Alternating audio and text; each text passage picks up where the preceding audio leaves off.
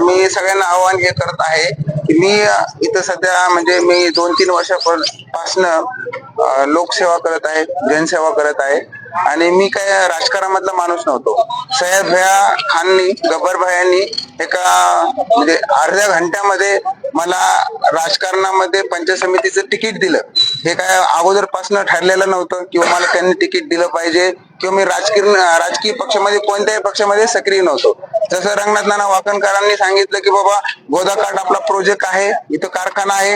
अगोदर 30-40 वर्षापासून आमदार खासदार भरपूर झाले, जिल्हा परिषद भरपूर झाले, पण रंगनाथ नाना वाकणकरांनी आपल्या गावकऱ्यांसाठी जो कारखाना उभा केला याच्यामधनं 150 ते 200 लोकांना रोजगार उपलब्ध झाला.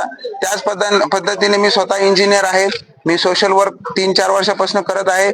ज्या लोकांनी काही सांगितलं की बाबा हे प्रॉब्लेम्स आहेत, हा माणसाचा जनसंपर्क नाही, आतापर्यंत मी सगळ्या लोकांना गावातले पंचक्रोशीतले जेवढे काही लोक आहेत ह्या सगळ्या लोकांना हे सांगत आलेलो आहे की तुम्ही सगळ्यांनी गव्हर्नमेंटची तयारी करा. नाही जॉब लागला तर मी प्रायव्हेट जॉब लावल तुम्हाला. ह्याच पद्धतीनं ह्याच उद्देशानं मी पंचक्रोशीमध्ये वापस येऊन आपल्या ह्या फाट्यावर किंवा पाथरीमध्ये फॅक्टरी उभा करण्याचं काम किंवा लोकांना जॉब करण्याचं काम देण्यासाठी राजकारणी सपोर्ट पाहिजे. ह्या कारणासाठी मी पंचायत समिती निवडणूक लढण्याचा प्रयत्न करत आहे. याच्यामध्ये मी माझ्या आई अनिता शिवाजी कोले यांना उभं केलेलं आहे सर्वसाधारण महिला गटामधनं आणि जिल्हा परिषद गटामधनं रंगनाथ नाना वाकणकर हे उभा आहेत. उमेदवारी दाखल करण्यात आलेली आहे. प्रत्येक पक्षाचे उमेदवार आहे, दिग्गज नेते आपल्या सोबत रिंगणामध्ये उतरलेले आहे. काय वाटते आपल्याला याच्या बाबतीत? त्याच्यामध्ये विजय शिवसेनेचा होणारच आहे, त्याच्यामध्ये काही वादच नाही. का याचं रिझन की पंचक्रोशीमध्ये शिवसेना धनुष्यबाण हे चालतं.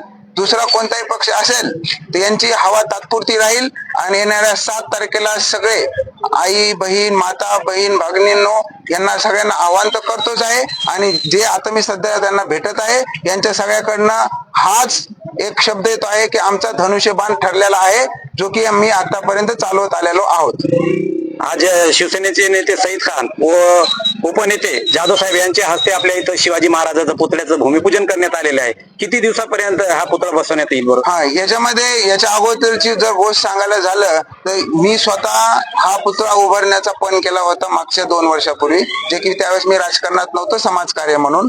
पण स्थानिक नेत्यांनी हा पुतळा बसू देण्यासाठी जो चबुतरा बसवायचा आहे याच्यामध्ये खूप अडथळे आणले आणि कोणी याच्यामध्ये सहभागी होऊन हा पुतळा मला बसू दिला नाही. कारण की 2 वर्षापूर्वी मी स्वतः ह्या शिवाजी महाराजांची जयंती होती त्यावेळेस मी डिक्लेअर केलं होतं की मी स्वतः इथं पुतळा बसवणार आहे. जसं काल आमचं मीटिंग झाली की साहेब मी पुतळा 2 वर्षापूर्वी बसवणार होतो, पण या चबुतरा आणि स्थानिक जे कार्यकर्ते आहेत किंवा आमदार खासदार आहेत यांनी मला कोणताही सपोर्ट केला नाही, तर तेवढा तुम्ही सपोर्ट मला दिला पाहिजे.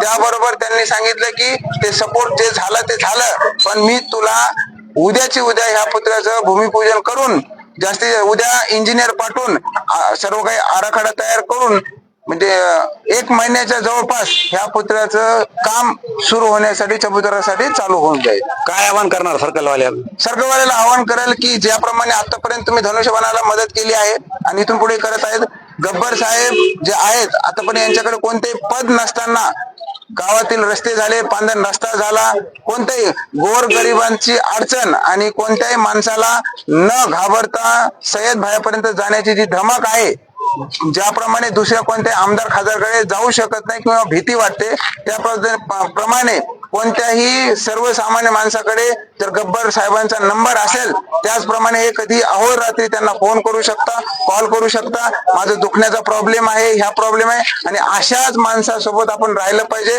आणि जसे गब्बर साहेबांनी आम्हाला सांगितलं आहे की बाबा मी जसं राहतो त्याचप्रमाणे तुम्ही पण राहायला पाहिजे, त्याचप्रमाणे आम्ही स्वतः जिल्हा परिषद सदस्य रंगनाथ नाना वाकणकर आणि मी स्वतः मयूर कोल्हे आम्ही सगळे त्याचप्रमाणे अहोरात्री मेहनत करून सगळ्या लोकांचे प्रश्न सॉल्व्ह करू. त्याचप्रमाणे लोकांचे घरकुलाचे हप्ते बंद आहेत, जे कंप्लीट नाही झाले त्यांचं सॉल्व्ह करण्याचा प्रयत्न करू आणि जे काही छोटे मोठे प्रॉब्लेम्स, कोणाचा रोग आहे, कोणाला कुठं काही प्रॉब्लेम झालाय, पोलीसचा प्रॉब्लेम आहे, ह्या सगळ्या गोष्टींमध्ये आम्ही मदत करणार आहेत. ह्या एकाच उद्देशानं आपण सर्वांनी धनुष्यबाणासमोर येणाऱ्या 7 तारखेला आम्हाला भरघोस मताने निवडून देण्यात यावे ही अशी नम्र विनंती करतो.